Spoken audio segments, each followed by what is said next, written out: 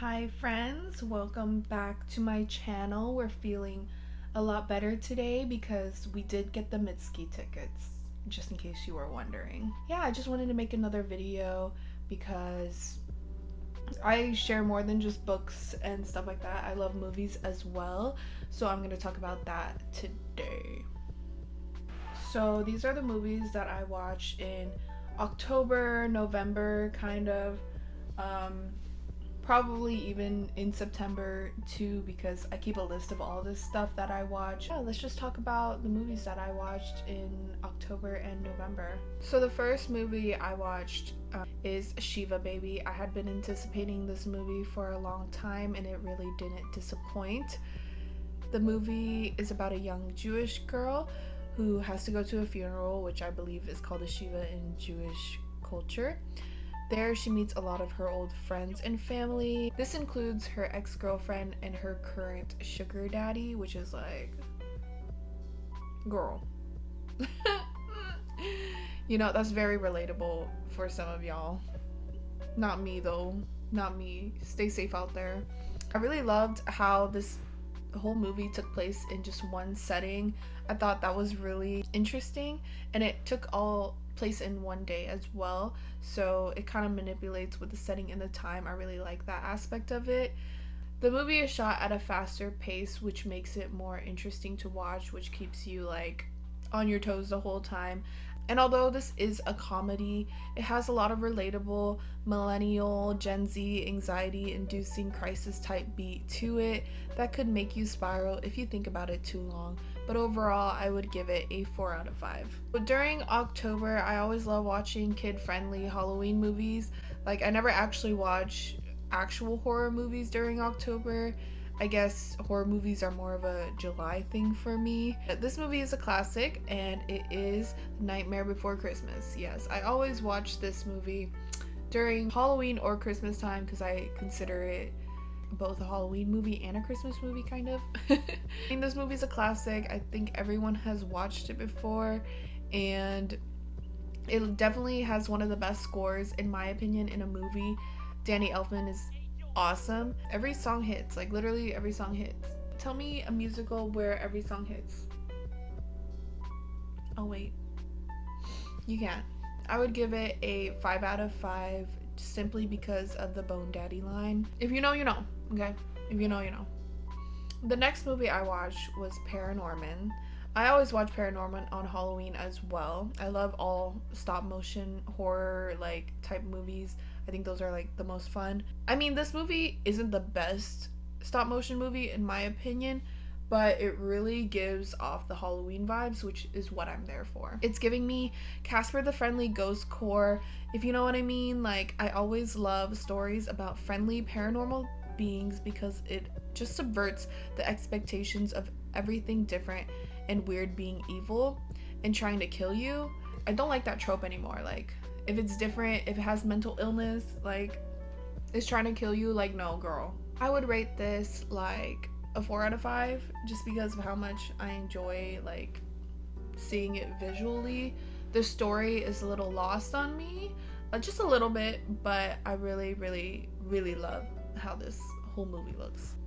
The next one I watched is Monster House. This house said gobble me, swallow me, drip down the side of me. And yeah, that's my review for the movie. 5 out of 5. Just kidding. But seriously, will there ever be a movie like Monster House? It's pretty iconic, if you ask me.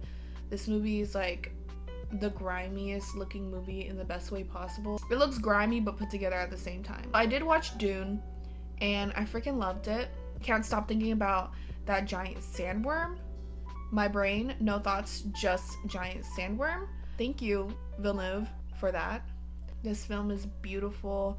It's about this character named Paul, who's the son of an important dynasty, and they come to this planet to harvest spice, but there is conflict with them and people on this planet, as well as like other dynasties in the universe.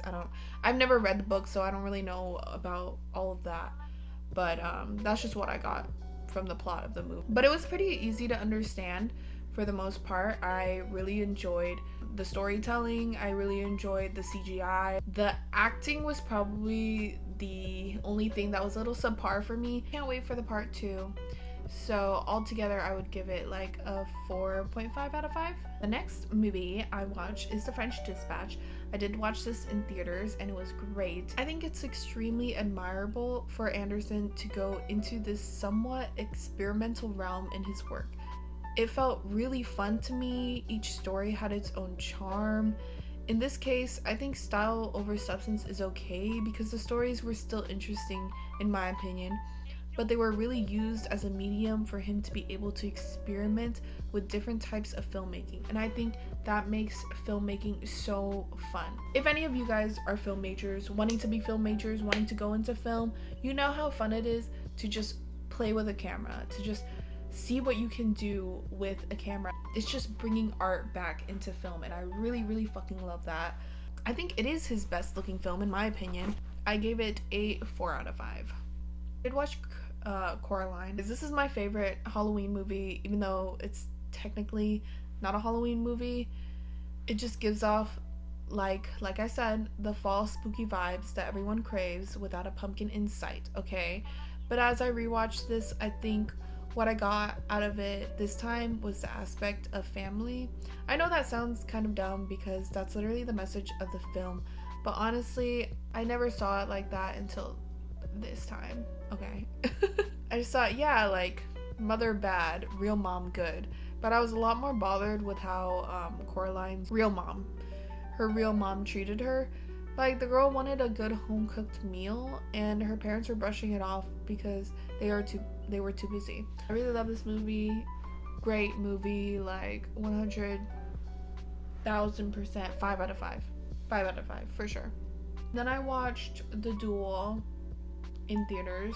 This is a really great movie and a really great starting point into movies of this genre. If you don't know, this movie is about a woman who gets essayed by her husband's friend. This is based off of a true story, I believe, and the points of view switch from the husband to the friend who essayed her to her point of view, which is the truth. And I love how the subject of toxic masculinity is really, really explored throughout this movie, because the husband views himself as this hero when really he's just a dweeb. No one likes him. Like, it's just so funny. It's literally hilarious how he views himself versus how it actually is. And I also liked how they truly involved the main character, the main woman, who is having this horrible traumatizing experience done to her, because in a lot of movies about these subjects, they kind of push away the female character that has been traumatized and just use her as like a catalyst for the story, and then just focus on like the detective or the boyfriend or the husband or even the perpetrator. But this one really focuses on her. Jodie Comer, I think is her name. She was so good in this role, and I can't wait to see her in other movies. She's gonna kill. She stole the show, but also Ben Affleck's blonde goat beard stole the show as well. But yeah, I'd give it a 4 out of 5 too. Alright, let's make this fast. I did watch Venom. I mean, what more can I say about this man-eating blob that hasn't already been said? The movie was just fine to me. The first one was a lot funnier, in my opinion. This one just kind of felt like meh. It was alright. So yeah, 5 out of 5. Just kidding. It's more like a 1.5 out of 5. Then I watched Bram Stoker's Dracula. I would rate this a low score, but I got so much enjoyment out of it. Like, it was giving me everything. And Keanu Reeves looks like a Bitcoin boy. Like, I literally thought Gary Oldman was Johnny Depp at one point when he was trying to thirst trap Winona Ryder. What was that running dog POV? That shit was so funny. The only thing I would praise about this, obviously, is the costume and the makeup. It was so good. It was so fucking good. I wish more movies would have costumes like this. Yeah, 2.5 out of 5 for me, guys. Then I watched Only Yesterday. Oh my god, this movie was so cute. It is slow paced, but in my opinion, everything that happened was really interesting and captivating. It pays off, okay? It pays off for me. And mostly that ending. Oh, it was so cute. It's about a woman who visits the countryside, and as she goes, she starts to remember things that happened to her in 5th grade. I love the sequences of her as a little girl more than her as an adult because I think it was just like more fun when it was talking about her experience as a child.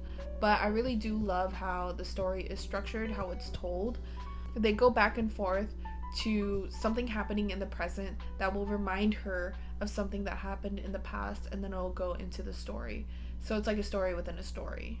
I wish Studio Ghibli would make more movies like this because it was really fucking cute, and I would give it a 4.5 out of 5 because I would definitely rewatch this all the fucking time. The next movie I watched is Eternals. I watched this in Dolby, and I really fucking loved it as well. I'm a big fan of Chloe Zhao, so maybe that's why. And I feel like a lot of people who normally go to watch a MCU movie would not really enjoy this because of Chloe Zhao's style.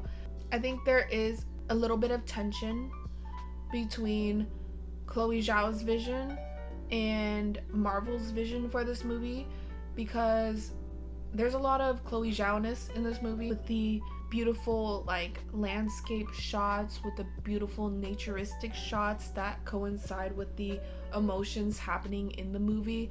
And then there's a lot of blaring MCU typical Marvel extravaganza, which I personally don't care for. I would rather see Chloe Zhao's version. And I do agree it is a slower paced movie, but in my opinion, there was no part in that movie where I was bored. It was a 4.5 out of 5 for me.